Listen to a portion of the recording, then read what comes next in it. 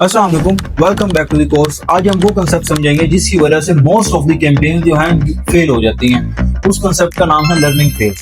ये वो फेज है जिसकी वजह से जिसके अंदर लोग बहुत ज्यादा पैनिक कर जाते हैं और पैनिक करने की वजह से अपनी अच्छी भली कैंपेन्स को भी वो किल कर देते हैं। अब मैं इस कंसेप्ट को समझने के लिए ना हम इसको एग्जाम्पल से को रिलेट करते हैं। वो एग्जाम्पल क्या है? लेट्स सी, आपकी एक दुकान है या आपकी कोई बिजनेस है। उस बिजनेस के अंदर आपने एक एम्प्लॉय रखा हुआ है। अब एम्प्लॉय पहले दिन वहां पे काम करने आता है, तो क्या आप ये एक्सपेक्ट करते हैं कि वो पहले दिन सारे काम परफेक्ट करेगा? नहीं, ऐसा नहीं होता। पहले वो क्या करेगा, जब आपके पास पहले दिन आएगा वो क्वेश्चंस पूछेगा, वो मिस्टेक्स करेगा, वो बातें देखेगा, काम देखेगा, बिजनेस हो कैसे रहा है, जो जो उसके अंदर ब्लंडर्स होते हैं उन सबको एनालाइज करेगा। आहिस्ता आहिस्ता वो क्या करेगा, इंप्रूव करेगा और बाद में वो परफेक्शन की तरफ जाना शुरू हो जाएगा। सेम कंसेप्ट यही मेटा का भी है कि अगर आप स्टार्ट के अंदर ही मेटा से ये एक्सपेक्ट करने लग जाएंगे कि वो आपको परफेक्ट रिजल्ट्स दे, तो ये बात गलत है।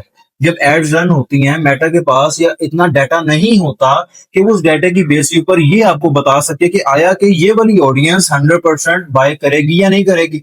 वो जब तक एनालाइज नहीं करेगा, जब तक वो चीज टेस्टिंग नहीं करेगा, तो वो बता नहीं सकेगा।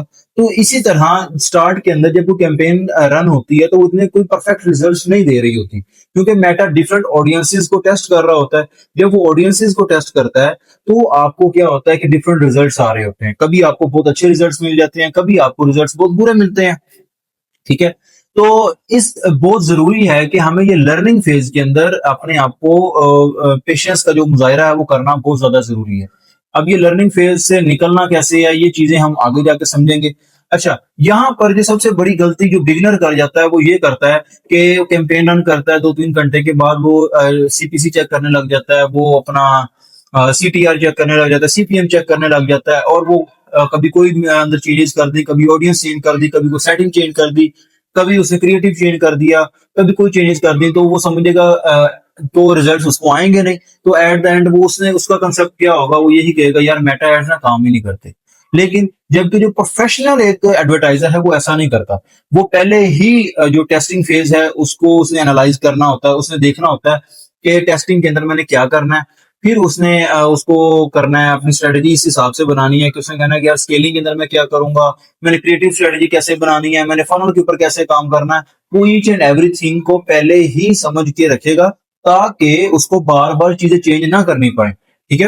अच्छा, आपको मैं एक माइंडसेट देना चाहता हूँ। एक माइंडसेट क्या है कि मैं ये चाहता हूँ कि आप ना मेटा को एक एम्प्लॉय मत समझें, मेटा को एक एज अ कोच ट्रीट करना शुरू करें। ठीक है, मेटा को एज अ कह लें कि एक ऐसा आपका कह लें कोच है या ट्रेनर है आपका, जो कि बहुत टैलेंटेड है। लेकिन आपको क्या करना पड़ेगा, उसको अच्छे तरीके से उसकी ट्रेनिंग करनी पड़ेगी। ट्रेनिंग हम करेंगे, ठीक है, एम्प्लॉय समझ लें आप उसको, या आप उसको ट्रेनर समझ लें, या आप उसको कोच समझ लें, लेकिन है टैलेंटेड। ठीक है, आपने क्या करना है कि आपके पास आप, लेकिन उसको गाइडेंस आपको प्रोवाइड करनी पड़ेगी। गाइडेंस आप प्रोवाइड करेंगे, काम वो करेगा। जितनी अच्छी गाइडेंस होगी उतना अच्छा वो काम करेगा। ठीक है। अब यहाँ पर देखें कि अगर आप उसको ऑब्जेक्टिव सही नहीं देंगे, आप उसको क्रिएटिव सही नहीं देंगे, आप जो वेबसाइट है वो सही नहीं बना रहे होंगे, या आप बाकी चीजें सही नहीं कर रहे होंगे, और फिर आप ये कहें कि वो चीज एनालाइज नहीं कर रहा या मेटा आपको सही रिजल्ट्स नहीं ला के दे रहा, तो यहाँ पर गलती उसकी नहीं है, गलती आपकी है। ठीक है, तो इस चीज को देखें आप पहले अपने जो ऑडियंस है, अपनी इस ऑडियंस को समझें, उस ऑडियंस के हिसाब से आप उसको डाटा प्रोवाइड करें, उस ऑडियंस के हिसाब से उसको आप चीजें प्रोवाइड करें, अपनी जो ट्रैकिंग है उसको एक्यूरेट करें, अपने जो क्रिएटिव्स हैं उसको स्ट्रॉन्ग करें, और उसको थोड़ा टाइम दें। उसको लर्निंग फेज से निकलने के लिए आप थोड़ा टाइम देंगे तो वो आपको बहुत अच्छे रिजल्ट्स लाकर देगा।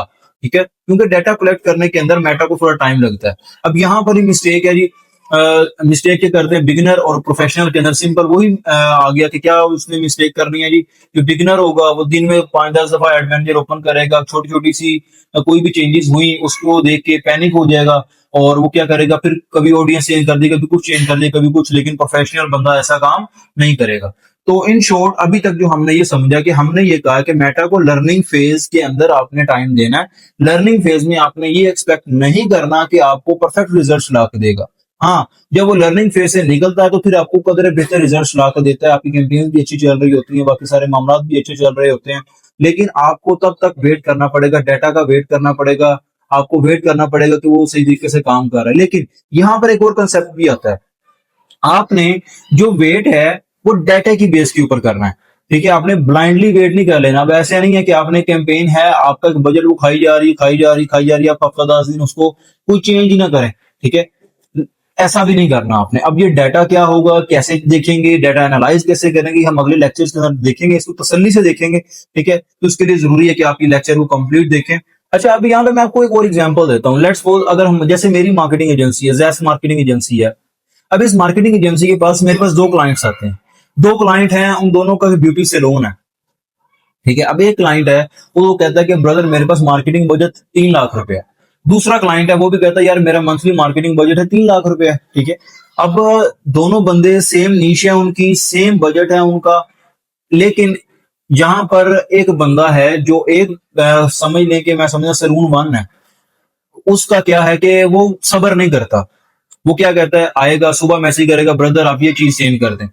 फिर दोपहर को मैसेज करेगा यार आप ना ऑडियंस चेंज कर दें, आप एज चेंज कर दें, आप जेंडर चेंज कर दें, आप टारगेटिंग चेंज कर दें, आप क्रिएटिव चेंज कर दें। वो सारी चीजें हर हर कुछ टाइम बाद चेंज करवाता जा रहा है। ठीक है, और वो वेट नहीं कर रहा। एक तो ये क्लाइंट है। दूसरा क्लाइंट है जो हमारा, वो कहता है कि ब्रदर ये आपका मार्केटिंग बजट है, आप अपने हिसाब से इसको चलाएं, जिस तरह मर्जी चलाएं, मुझे बस क्लाइंट चाहिए। ठीक है, वो हमें या एक मार्केटर को वो तंग नहीं करता। ठीक है, वो कहता है कि आप इसको चलाएं बस आराम से। इसके अंदर अब मैं आपको 110% श्योरिटी के साथ कह सकता हूँ, जो क्लाइंट बी है ना, जो अपने काम में सिर्फ काम रख रहा है, वो कह रहा है कि यार मैं अपना काम कर रहा हूँ, आप लोग अपना काम करें। वो जो क्लाइंट है उसको बड़े अच्छे कस्टमर्स मिले। ठीक है, क्यों? क्योंकि उसको वो कहता है कि उसे पता है कि अगर ये जो बंदे बैठे हुए हैं, अगर ये हम इनको काम करने देंगे तो ये मार्केट को जानते हैं। ठीक है, अब ये मार्केटर एक अच्छे से जानता है कि वो अपनी ऑडियंस को उसने कैसे टेस्ट करना है, उसने क्रिएटिव टेस्टिंग कैसे करनी है, उसने बाकी मामला कैसे करने हैं। लेकिन जो क्लाइंट है वो बार बार चेंज करवा रहा है, तो उसका क्या होगा, पिक्चर प्रॉपर वे के अंदर नहीं होगा। ठीक है, उसकी ट्रेनिंग प्रॉपर नहीं हो रही होगी, तो जाहिर सी बात है जब उसको कंसिस्टेंट रिजल्ट ही नहीं आएंगे, जब कंसिस्टेंट रिजल्ट नहीं आएंगे तो एट द एंड होगा उसके लिए मसला। ठीक है, तो इन शॉर्ट जो आज हमने इस समझा है कि हमने जब भी एड्स रन करनी है, हमने क्या करना है कि टाइम देना है। टाइम, पेशेंस बहुत ज्यादा जरूरी है। लेकिन पेशेंस भी हमने तब रखनी है, कैलकुलेटेड पेशेंस जिसको हम कहते हैं। ठीक है, कि हमें पता कि ये डाटा है, अच्छा काम कर रहा है, ठीक है डाटा चल रहा है, बट हमें अगर रिजल्ट नहीं मिल रहे, ठीक है, तो हम उसके अलावा थोड़ा टाइम देते हैं इसको। ठीक है, तो ये था आज का लेक्चर। ठीक है, तो अल्लाह ख्याल करे, फिर मिलते हैं नेक्स्ट लेक्चर के अंदर। तब तक दुआओं में याद रखिए।